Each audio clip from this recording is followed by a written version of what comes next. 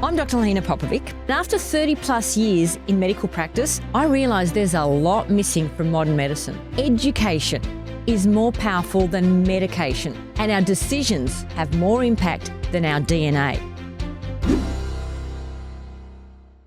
Today's brain booster is turn up the heat. For thousands of years, humans have deliberately exposed themselves to heat.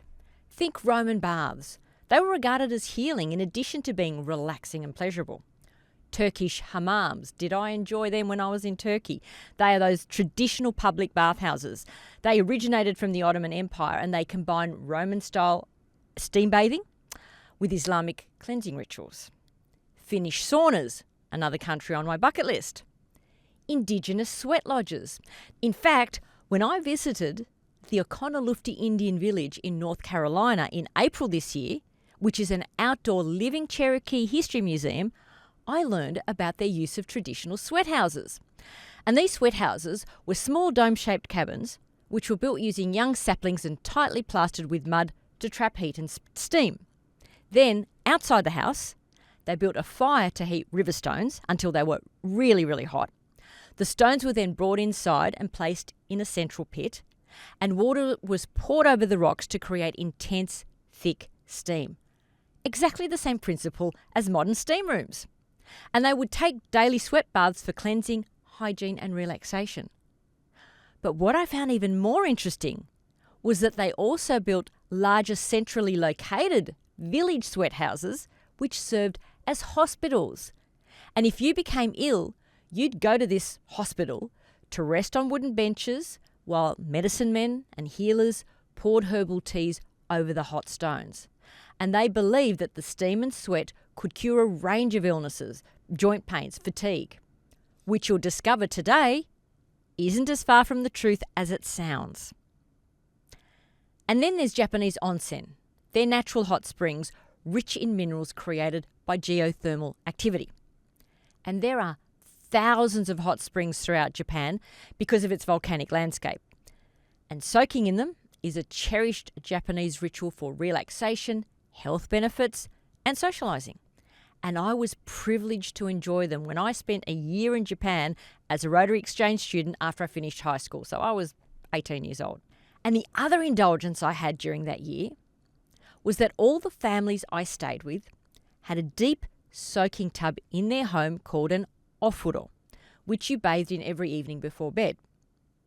Now, I was a naive 18-year-old at the time, and I was absolutely horrified that everyone reused the same scalding hot bath water.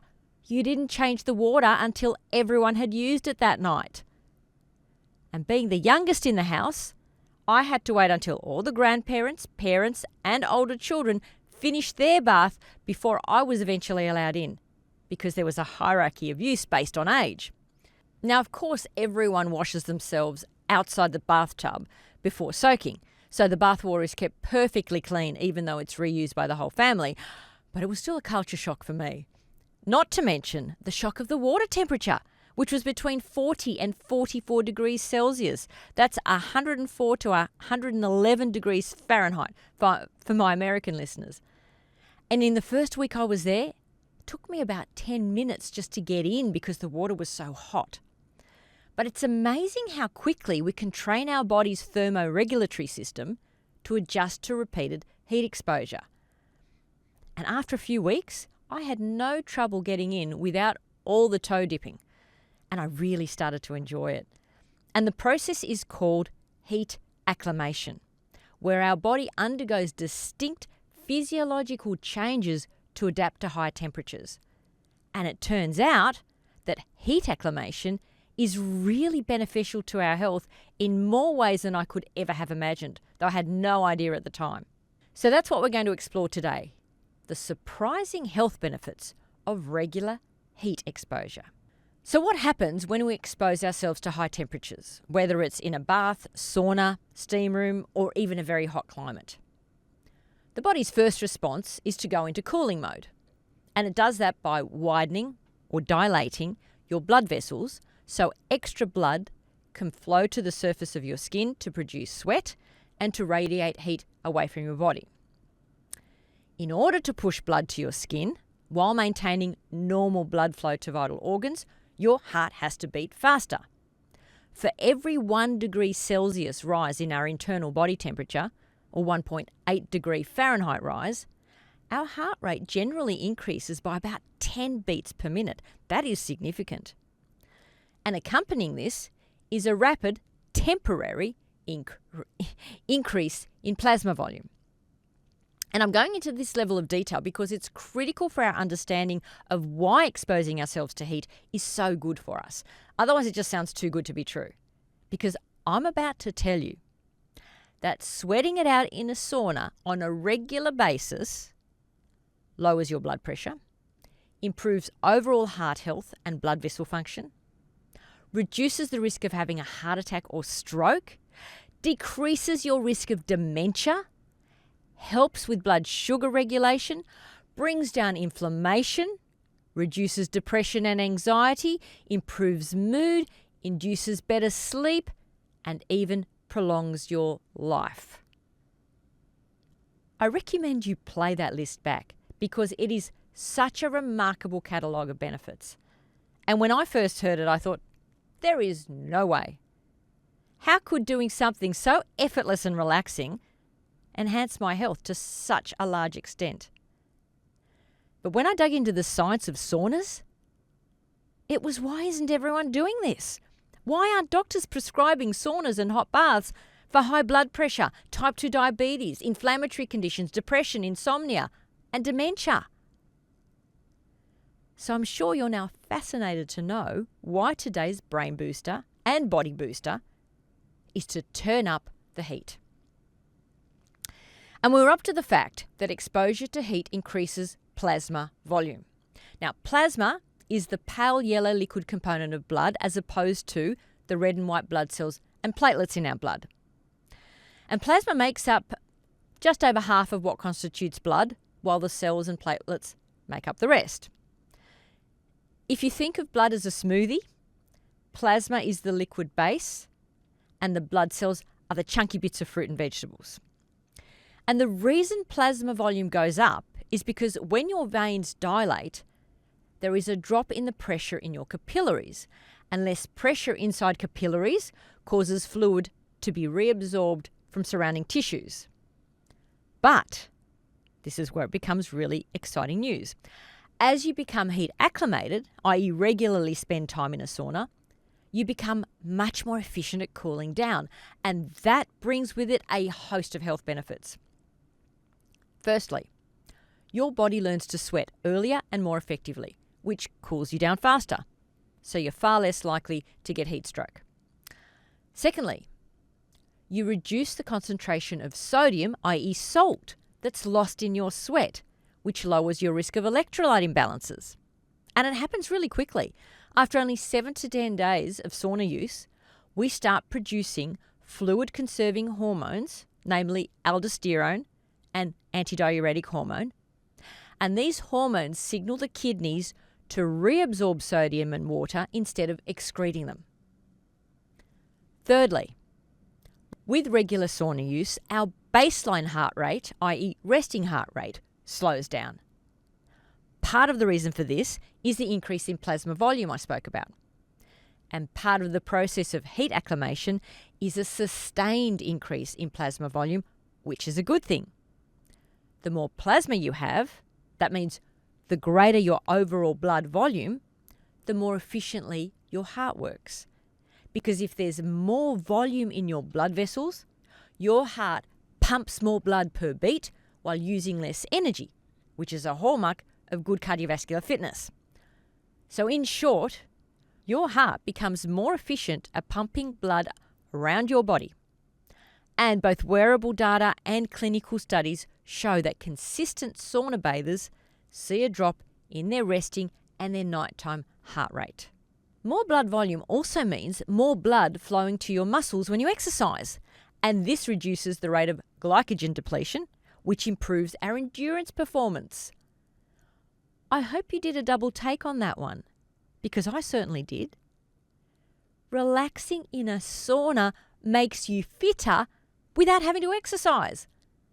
And in fact, sauna use has been described as an exercise mimetic. What does that mean? An exercise mimetic is something that simulates or enhances the physical and biochemical benefits of physical exercise without requiring actual movement. And sauna use is classified as a physical exercise mimetic because the intense heat stress tricks the body into responding exactly as it would during moderate aerobic activity. And I can't get over how many similarities there are between sauna use and exercise. Let me just name a few. Moderate exercise and sauna both increase your heart rate to about 120 to 150 beats per minute. But in the immediate cool-down period, after a workout or sauna, your resting heart rate and blood pressure both drop below baseline. So even though there's an increase in blood pressure and heart rate during exercise and sauna use, there is long-term lowering of your blood pressure and slowing of your heart rate.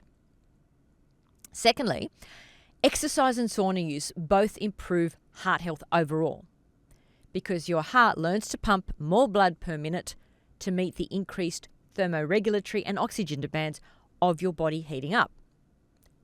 Thirdly, heat stress triggers the release of what are known as heat shock proteins, HSPs, which are special proteins that repair damaged cells, prevent muscle wasting, technically referred to as preventing muscle atrophy, and promote longevity. These are the exact same cellular pathways that are activated by aerobic exercise or lifting weights. But don't think that spending time in a sauna gets you off the hook with exercise altogether. Admittedly, a sauna does effectively mimic the cardiovascular and sweating aspects of a workout. Spending time in a sauna does not build bone density or muscular strength. So saunas complement but not replace physical movement. In fact, a prominent 2022 study in Finland, which was published in the American Journal of Physiology, compared the effects of regular exercise, sauna bathing alone, and exercise combined with a post-exercise sauna. And this was in a group of previously sedentary adults who had to follow the program for 8 weeks. 2 months. Not a long time. What did the researchers find? Exercise alone increased cardiorespiratory fitness and reduced body fat levels. No surprises there. Standalone sauna didn't build muscle or burn as many calories, but it did improve fitness, albeit to a lesser degree than exercise. However, and this is what really surprised me, sauna was better than exercise at lowering blood pressure. And combining the two, exercising and then having a post-workout sauna session, yielded the best results of all. The greatest improvement in cardiorespiratory fitness, lower systolic blood pressure, and it even lowered cholesterol levels, more so than exercise alone. That just really blows my mind. So whenever you get the opportunity, combine exercise with a post-workout sauna session. Your brain and body will just explode with excitement. Because adding 15 to 30 minutes of sauna use post-exercise just 3 times a week increases VO2 max by approximately 8%.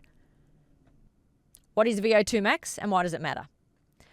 VO2 max is the maximum amount of oxygen your body can utilize during intense exercise.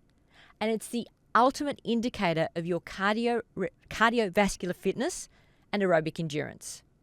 The higher the number, i.e. the higher your VO2 max, the more efficiently your body can turn oxygen into energy.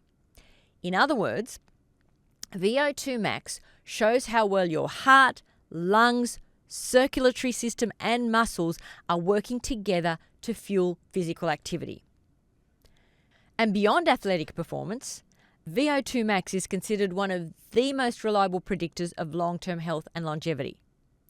A high VO2 max is heavily correlated with a reduced risk of cardiovascular disease and better metabolic health. That means a lower risk of type 2 diabetes, fatty liver disease, osteoporosis, and dementia.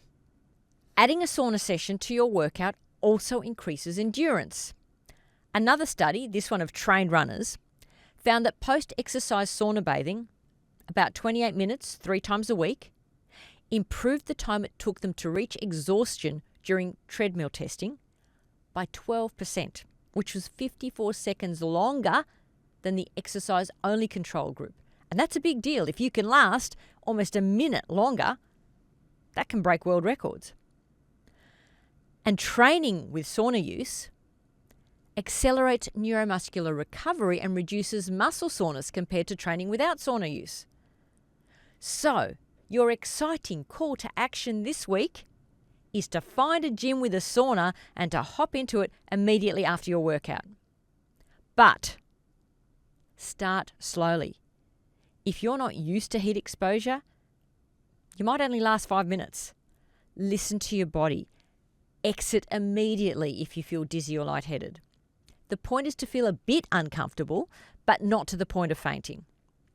But rest assured, you will quickly acclimate and you'll easily hit the recommended 15 to 30 minutes. And of course, remember to drink plenty of water because especially in the early days, you will lose significant amounts of fluid through sweat.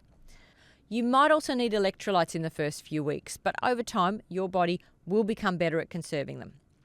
And I think the other exciting takeaway from this research is if for some reason you can't exercise, you've had an injury, you're immobilized, you're in chronic pain, regular sauna use is probably the next best thing to actually exercising.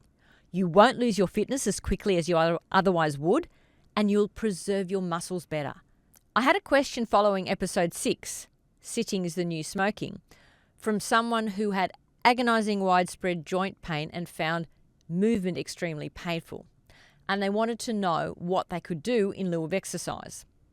The first thing I'd recommend is to try spending time in a sauna every day, as well as mimicking exercise to quite a large degree. It may also help reduce your pain.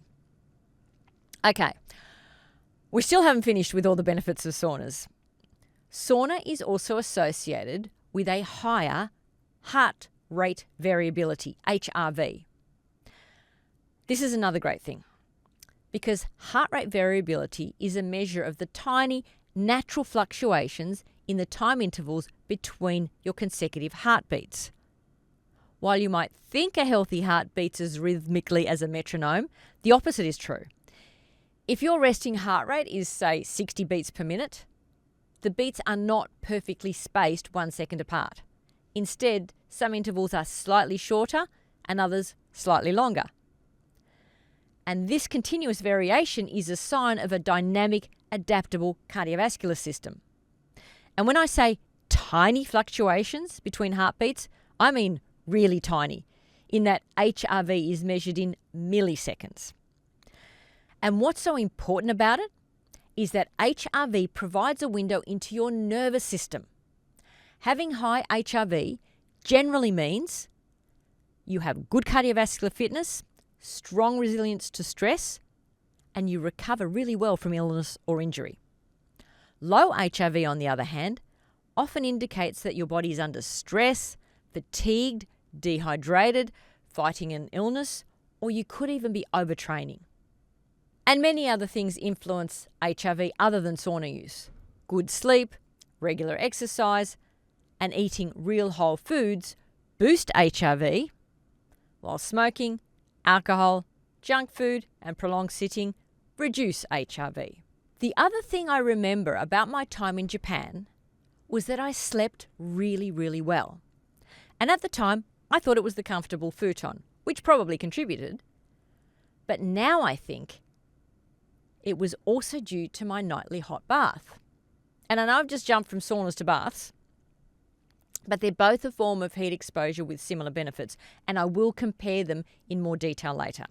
But for now, the way a hot bath promotes better sleep is through a phenomenon called the warm bath effect, though I'd argue it should be called the hot bath effect. Because if the water needs to be 40 to 42.5 degrees Celsius or 104 to 108.5 degrees Fahrenheit, as far as I'm concerned, that's hot, not warm. So the hot water triggers the widening of our blood vessels, as I mentioned earlier, which draws blood away from our internal organs and pumps it out into our hands and feet.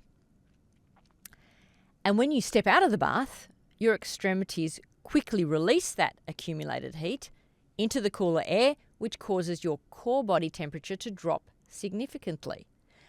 And that temperature drop is a primal signal to your brain's biological clock that it's time to wind down and release melatonin.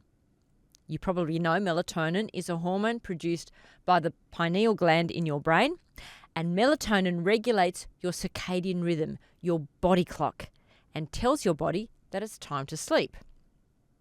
A hot bath also stimulates production of adenosine and endorphins and lowers levels of the stress hormone cortisol.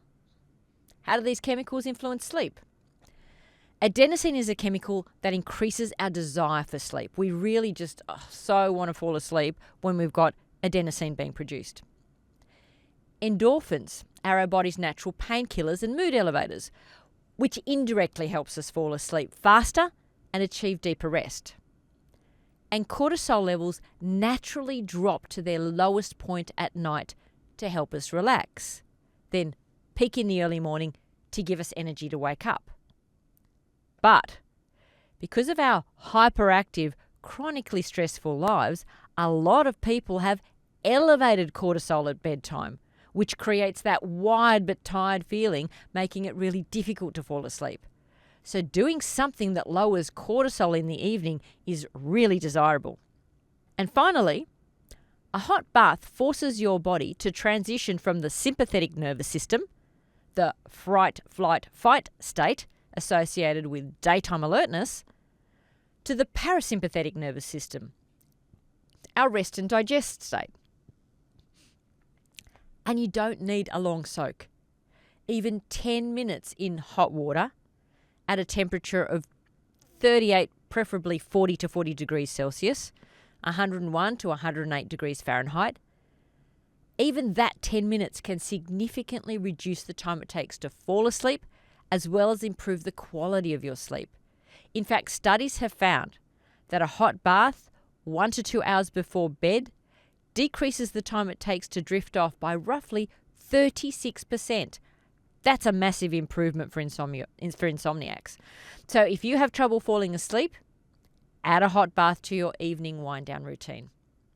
Now let's bring the sauna story directly back to brain health.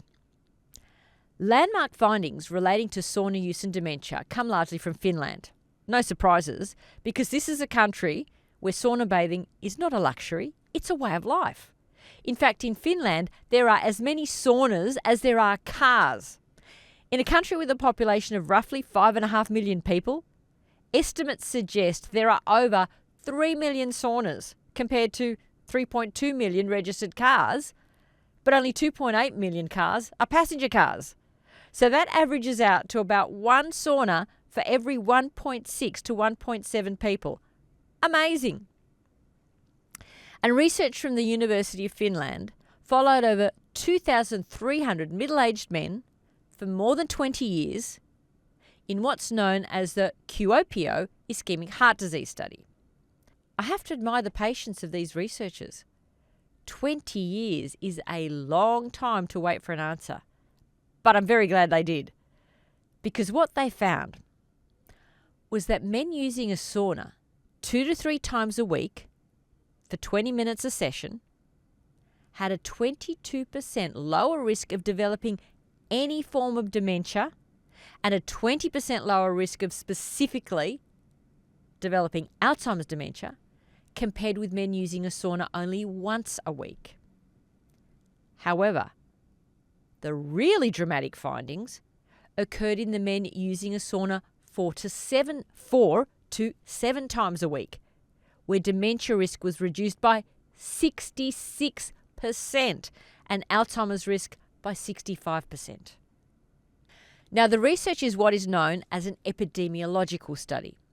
That means people are simply observed and followed over a long period of time to see who develops a particular disease. So it shows an association between the behaviour and the disease, but it doesn't prove causation. Maybe people who spend time in saunas also exercise more, are better educated, have a higher socioeconomic status, all of which are also known to reduce the risk of Alzheimer's. But the researchers accounted for all these things. And the clincher in the study was the dose-response relationship. The more frequent the sauna use, the greater the apparent benefit. And by now you can probably guess some of the mechanics. From what I've said so far, you know that sauna use mimics exercise, lowers the blood pressure, improves heart health, and leads to better sleep. And all these factors independently reduce the risk of dementia. But there are also other mechanisms by which sauna use could improve brain health. Firstly, heat exposure, you now know, dilates, i.e. expands, blood vessels, enhances circulation, and delivers more blood and therefore oxygen and nutrients to the brain. Always a good thing. Secondly, heat exposure also improves what is known as endothelial function. Now, the endothelium is a thin layer of cells that lines the entire inner surface of our blood vessels and heart. And it behaves like an active, dynamic organ. And one thing a healthy endothelium does is to help prevent blood clots. And it does that by releasing substances to stop platelets from clumping together unnecessarily. That means a lower risk of stroke.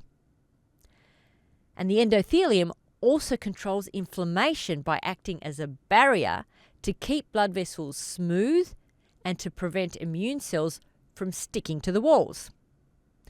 And as you know, inflammation is a big driver of dementia. So anything that reduces chronic inflammation reduces dementia risk. Another really exciting way that saunas reduce dementia is through the heat shock proteins, HSP, I mentioned earlier.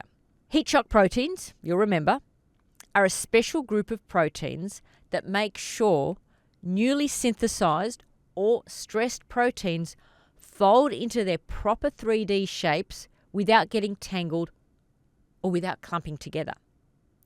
And this is especially important in the case of Alzheimer's because HSPs refold misfolded brain proteins like amyloid beta and tau and facilitate their degradation. That means heat shock proteins reverse two of the key drivers of Alzheimer's. That's very exciting. And the other amazing thing about saunas and the brain is that sauna exposure increases a chemical in the brain called BDNF, often called fertilizer for the brain. I've talked about BDNF before. It stands for brain-derived neurotrophic factor. But it's always worth revisiting why BDNF is so critical to good brain health.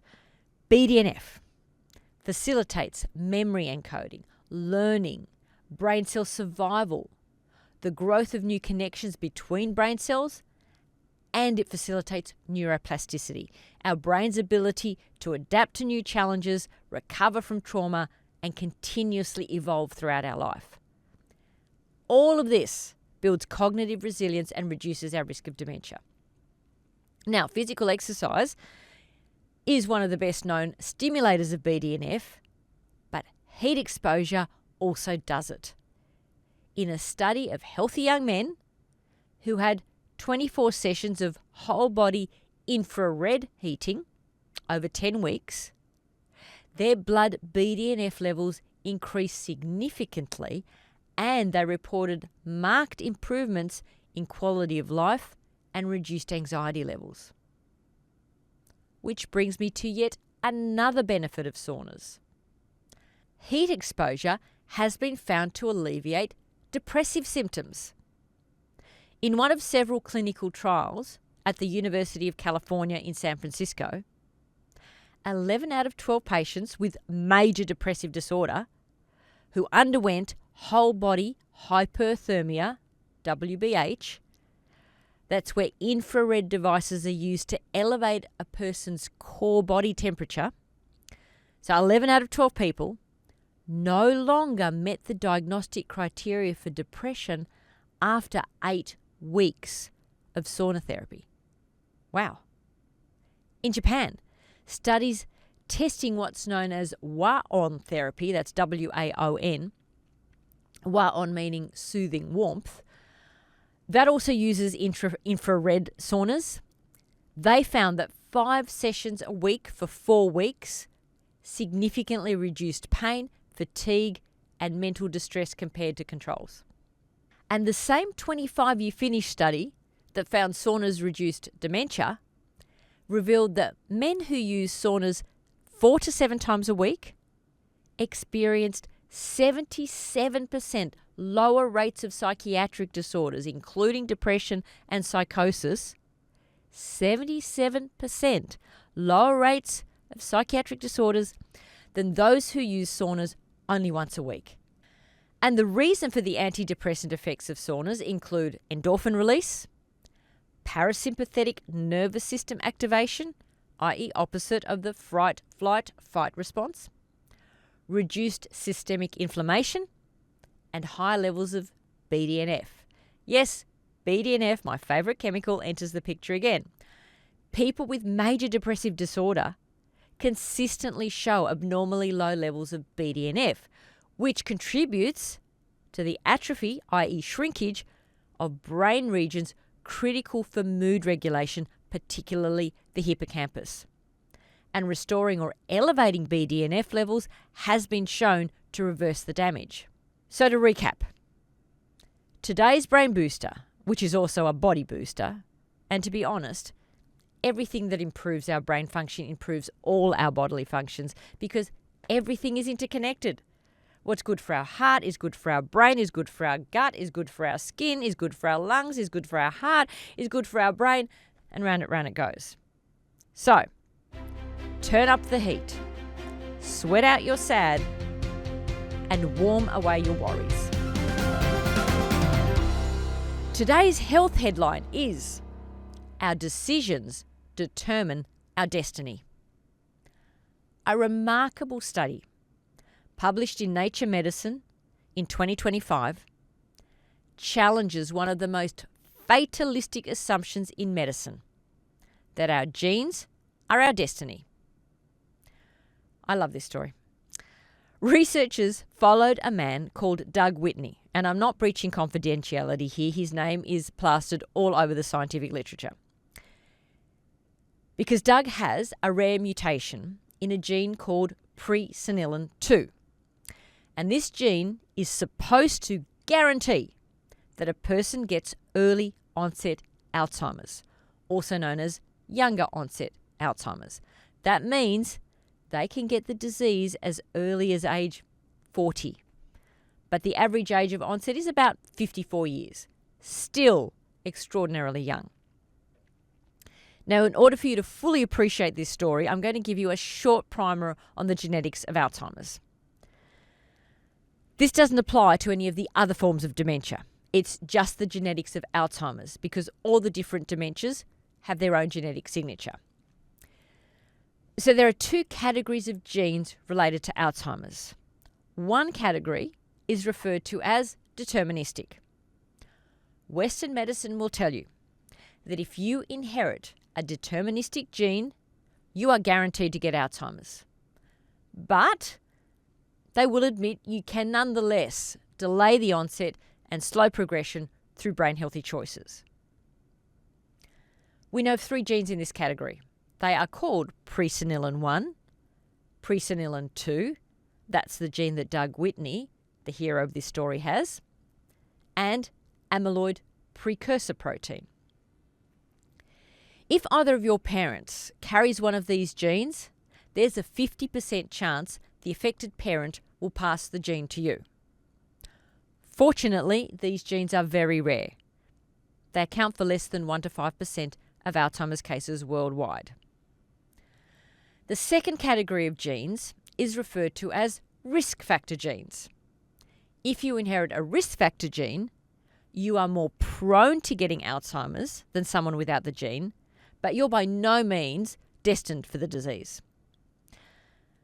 The best known Alzheimer's risk factor gene is ApoE4. ApoE4. If you inherit one copy of this gene from one of your parents, you have a 2 to 4-fold higher risk of Alzheimer's than someone without the gene.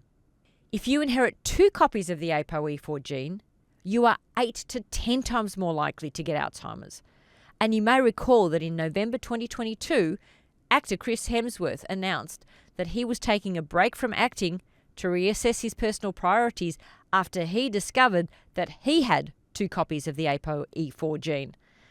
So if you or anyone you know is connected to Chris Hemsworth, please tell them to share this podcast episode with him. Because a lot of different factors play a role in how the ApoE4 gene affects brain health. For example, ethnicity. People with the ApoE4 gene who are Nigerian, Hispanic, or Latino are much less likely to develop Alzheimer's than E4 carriers of Caucasian or Japanese descent. So the first vital lesson is that a single gene never tells the whole story. A person's risk of Alzheimer's is very much influenced by other genes they've inherited along with the ApoE4. Many people with the ApoE4 gene never develop Alzheimer's because somewhere in their DNA they also carry protective genes, or they lead a really healthy lifestyle. The other critical point is that most genes have on-off switches, or at least dimmer switches, that are influenced by what we eat, how much we exercise, the quality of our sleep, how we manage stress, the environments and toxins we're exposed to, and even what we believe. Yes, even our beliefs modify the expression of our genes. Our genes do not determine our destiny. Carriers of the ApoE4 gene who have a positive view of aging do not develop Alzheimer's at a higher rate than non-carriers. In other words, an optimistic view of aging cancels out the negative effects of the ApoE4 gene. How good is that? Likewise, people with 2 copies of the ApoE4 gene, 2 copies, not just one, nullify their increased risk if they engage in daily or almost daily physical exercise. But in contrast, if an ApoE4 carrier develops type 2 diabetes, their risk of Alzheimer's skyrockets. Several studies have also found that ApoE4 carriers are less able to get away with smoking, sustaining a head injury, and drinking alcohol. As little as a few drinks a month appears to be detrimental to the brain of an ApoE4 carrier. So, those are the 4 main genes we've discovered so far that are linked to Alzheimer's. A lot more have been discovered, but they're the 4 main ones. The 3 deterministic genes and the ApoE4 gene. But as I said, that's only just scratching the surface. Hundreds of other genes have also been found to influence the risk of developing Alzheimer's. Only we don't have as much information about them. What we do know is that some of these genes increase the risk of Alzheimer's, while others reduce the risk. So the message is to make the healthiest choices we can, as often as we can, and to realize that our decisions are more powerful than our DNA. Which brings us back to Doug Whitney. Despite having a gene that was supposed to seal his destiny with regard to getting Alzheimer's, he has managed to escape it. At the time of this recording in June 2025, Doug is 76 years old and remains completely symptom-free and cognitively intact. But the story gets even more interesting. When scientists scanned his brain, they saw that it showed evidence of destructive proteins called neurofibrillary tau tangles. These are abnormal, twisted protein threads that build up inside neurons, a type of brain cell, in people with Alzheimer's. And they are one of the hallmarks of the disease. Usually the more tau tangles you have in your brain, the worse your symptoms. But in Doug, the abnormal proteins remain confined to the occipital region at the back of his brain, rather than spreading widely into memory and cognitive networks, which is typically what's seen in people with Alzheimer's. So something was stopping the disease process in its tracks. One way to think about this is the gene mutation loaded the gun, but something else was preventing the trigger from fully firing. So of course, researchers started searching for what was protecting Doug from getting Alzheimer's. And they found two potential explanations. The first explanation, a speculative one, is that Doug possessed genetic variants not previously recognised as protective against Alzheimer's, but which might potentially modify the disease. And researchers are looking into this.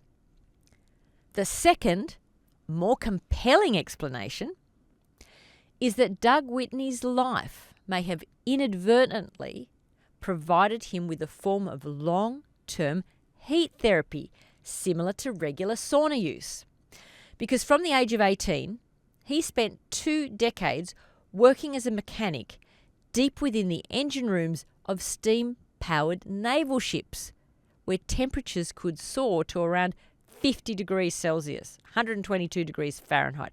That is extremely heat. And in fact, the heat was so extreme that workers sometimes had to be sprayed down with water to prevent them from dangerously overheating during long shifts.